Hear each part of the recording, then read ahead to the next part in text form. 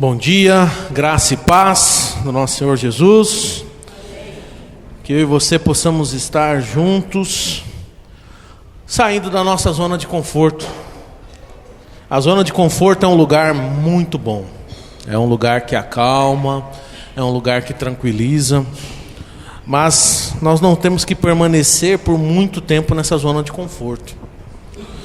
E eu inicio a mensagem desta manhã perguntando para você se você já teve que fazer uma reforma na sua casa, da parte interna, você estando lá dentro da casa. Você já teve que fazer isso ou não? Quem aqui já fez isso?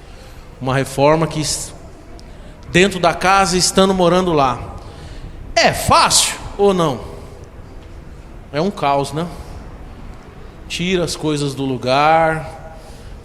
Às vezes você está procurando um documento. Nós estamos vivendo isso lá, né? Tanto na chácara, né? Com relação, depois do óbito do pai, do falecimento do pai, a gente teve que organizar muitas coisinhas, né? E geralmente fica um caos, né? Primeiro vem o caos, a gente tira tudo do lugar, mexe, é aquela poeira, cimento, aquela coisa toda, depois vem pintura, e aí quando pensa que não, você tem que voltar tudo para o devido lugar, né? Então é 2 trabalhos, né? Então, é legal isso? Não, não é legal, mas é necessário, né? Se tem uma reforma que precisa ser feita na sua casa, você não tem como sair dela, você não vai deixar a casa cair por cima de você, né? Você vai ter que fazer a reforma, vai ter que passar por aquilo, né? Então, para que a casa fique boa, antes fica um caos, né? Antes a gente experimenta o caos, depois que está tudo pronto, a parede pintadinha, né? Tudo no lugar, né? Aí a paz volta, né? E aí a gente acaba até esquecendo ou dando risada daquele período ali de caos e de circunstâncias aí que foram bem estressantes, né? Principalmente para as mulheres, né? Que tem esse zelo maior pelo lar e aquela coisa toda, né? Então as mulheres ficam mais impacientes aí, né? Nesse ponto. Mas onde eu quero chegar? Nós temos, para crescer, nós temos que passar por certas situações. Nós temos que sair da zona de conforto para que as coisas aconteçam, né? Para que o crescimento ocorra, para que a gente cresça. Então, desde o ventre materno, a sua jornada aí foi de saindo de caos, choro, e aí você passa por um momento mais calmo e depois tem outra crise, né, outro caos, e assim vai indo. Porque estava confortável durante os 9 meses que eu e você, né, eu na barriga da minha mãe lá, estava confortável, eu não precisava fazer nada, né, até o alimento chegava para mim. Aí já enfrentamos o primeiro desafio, né, que é o nascimento. E de lá para cá nós vamos experimentar essas situações. E algo que nós precisamos ter para que a gente saia da zona de conforto e cresça é ter uma atitude mental positiva. Abre lá em Gênesis 32, é um trecho bem emblemático, uma história de José. Lá no 37, José tinha uns sonhos, né? Uns sonhos até para os irmãos, né? Os irmãos ficavam enciumados. José era o filho querido, né? Era o queridinho, né? Então, você pegasse José do capítulo 37, do comecinho do 37, ele não estaria pronto para governar a nação, para conduzir uma nação ali. Por quê? Porque ele era novo, ele teve um sonho, aquilo foi algo que Deus colocou no coração dele, para ele seguir, mas ele estava pronto para conduzir a nação de Israel? Não, ele não estava pronto. E ele precisava passar por um bocado de situações aí, que no final iriam ser para que ele cresça, para que ele consiga realizar, viver esse sonho que ele teve lá no passado. Então assim, Flávio, então você está falando que Deus é ruim, que Deus ele manda o caos para a gente poder se virar e crescer. Não, Deus não manda o caos na minha vida e na sua vida. Mas isso existe, e nessas situações ele deixa oportunidades para que a gente cresça. Então assim,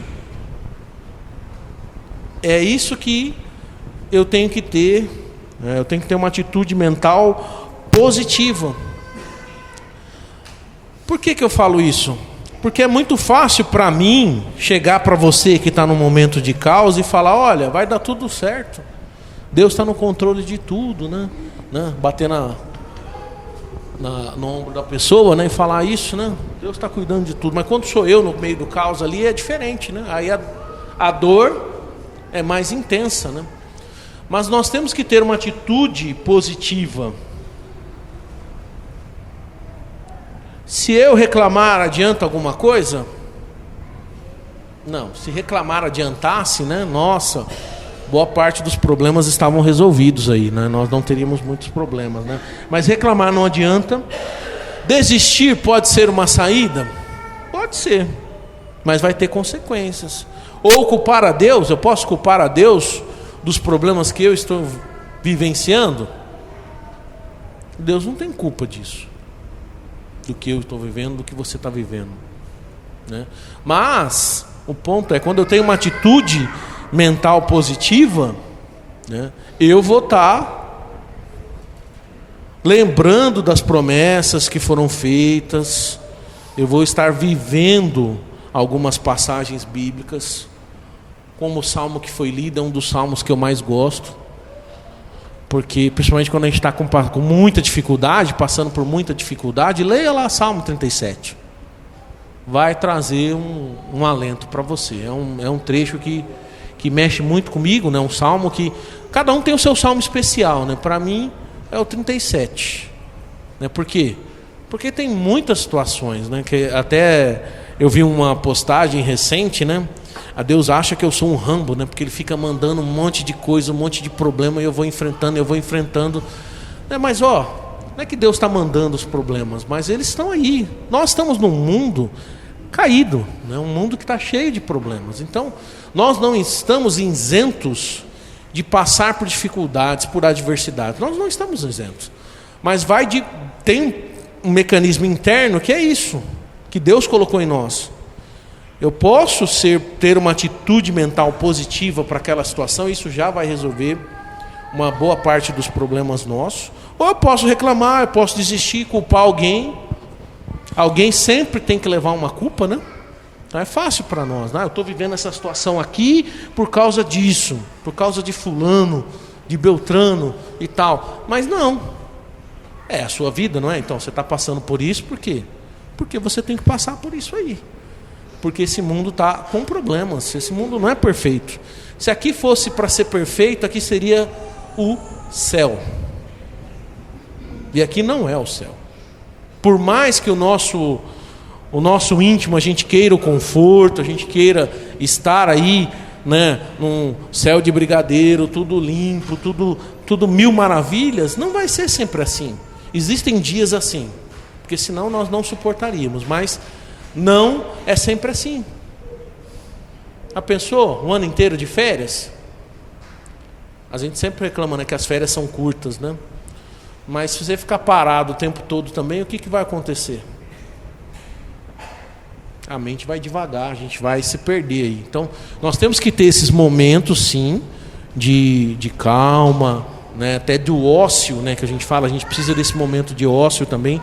Ficar parado, que é difícil nos tempos de hoje. Ficar quieto, ficar sem ter aqueles pensamentos acelerados, né? Mas nós precisamos disso. Mas só isso é suficiente? Não, a gente não vai crescer. Aí nesse trecho de José, no capítulo 39, versículo 1, José havia sido levado para o Egito, onde o egípcio Potifar, oficial do faraó e capitão da guarda, comprou dos israelitas que o tinham levado para lá. O Senhor estava com José, de modo que este prosperou e passou a morar na casa do seu senhor. Essa história de José é bem conhecida, você pode continuar lendo aí, mas o Senhor estava sempre com José. E era só nos momentos de bonança, não? De calmaria? Não, era nos momentos de calma, quando a coisa aperta, quando ele estava lá naquele buraco, quando ele foi vendido, quando ele passou por essas situações todas, aí como nós vimos aí com Potifar. Mas o que fez ele passar por isso? Nos leva ao segundo ponto da mensagem de hoje: estar no centro da vontade de Deus. Então, além de ter uma atitude mental positiva diante das diversidades, diante do caos, diante daqueles montes de problemas que a gente enfrenta, nós precisamos estar no centro da vontade de Deus. Pô, Flávio, mas o que é isso? O que você está querendo dizer com isso? Eu estou querendo dizer que a minha consciência precisa estar tranquilo, que o que eu estou fazendo para o Senhor está perfeito, é aquilo. Eu estou servindo ao meu Deus, eu estou participando com os irmãos, eu estou orando, eu estou frequentando o culto, participando da ceia, eu estou no centro da vontade do Senhor? Sim. Se a resposta for sim, beleza, você vai conseguir passar. Agora, se a resposta for aquela coçadinha de orelha, né? Eu faço, a lista começou a complicar, né? Nós temos que fazer a vontade do Senhor, independente do que está à nossa volta. Servir a Deus, cantar os hinos aqui, quando as coisas estão bem, é uma maravilha, a gente está sorrindo, né? Até a gente acaba esquecendo de agradecer a Deus, quando o tempo está muito calmo, né? Quando está naquele período de calmaria, não sei você, mas às vezes a gente acaba esquecendo. Eu falo por mim, confesso, se a coisa está muito calma, muito tranquila, às vezes a gente baixa a retaguarda e esquece de agradecer essa calmaria, desse período que nós estamos vivendo. Nós só vamos lembrar disso quando está no meio do caos.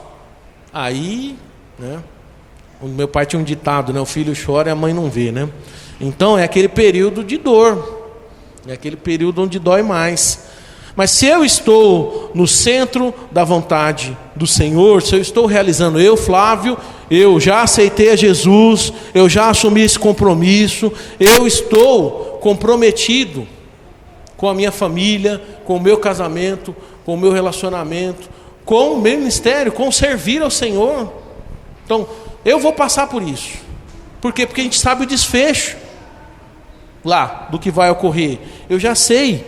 Então, os olhos de fé vão nos conduzir a olhar para o que às vezes a gente não consegue enxergar no meio do caos, mas a gente tem essa esperança, né? Abre lá em Romanos, capítulo 8, o texto que foi lido.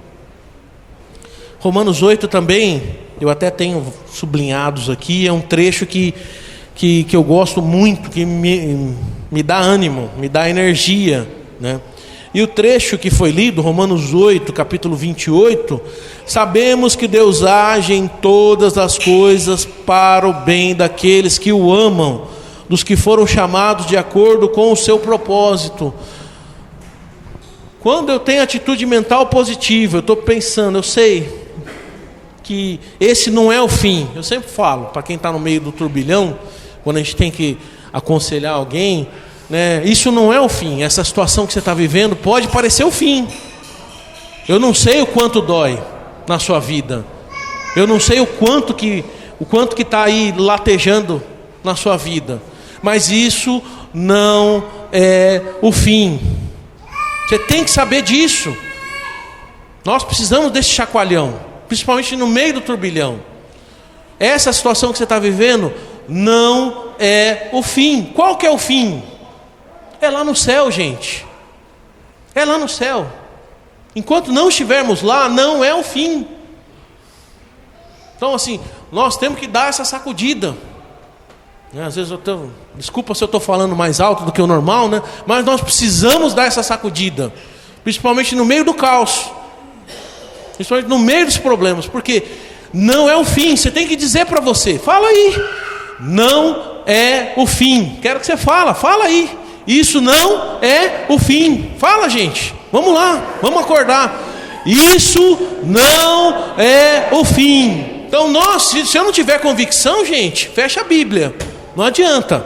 Se eu não tenho convicção de falar isso não é o fim, no meio do caos, dobrar o nosso joelho, não vai fazer. Então nós temos que estar no centro da vontade do Senhor. Senhor, eu estou no centro da sua vontade, eu estou fazendo, minha vida é dedicar ao Senhor. Eu sei que isso vai passar, eu estou vivendo isso agora, vocês sabem disso. 2 meses que meu pai se foi, acho que é o período mais difícil da minha vida, mas eu sei que isso não é o fim. Eu sei que isso não é o fim. O fim é lá no céu. Então nós vamos passar por isso. Eu não sei o quanto você está sofrendo, o quanto está doendo aí, mas uma coisa eu tenho, e eu posso te dizer nessa manhã: isso não é o fim. Vamos sair da zona de conforto, vamos se apegar no Senhor, firmar os nossos passos. Não aceite desistir. Desistir não é uma escolha. Culpar a Deus não é uma escolha, porque nós não estamos vendo o fim, gente. O fim é lá no céu. O fim vai ser fantástico. Então enquanto a gente não chegar lá, que eu e você possamos estar saindo da zona de conforto e crescendo, e sempre lembrando, isso não é o fim. Por mais ruim que seja a situação, por mais problemas você esteja enfrentando, isso não é o fim. Eu sei que Deus está comigo, Deus está contigo, e que o Senhor nos abençoe, que possamos estar crescendo, que é nesse período aí de caos que a gente tem uma oportunidade grande, a tempestade perfeita, para que a gente cresça e desenvolva e supere. Que eu e você possamos estar juntos lá no fim com o nosso Pai Celestial. Amém.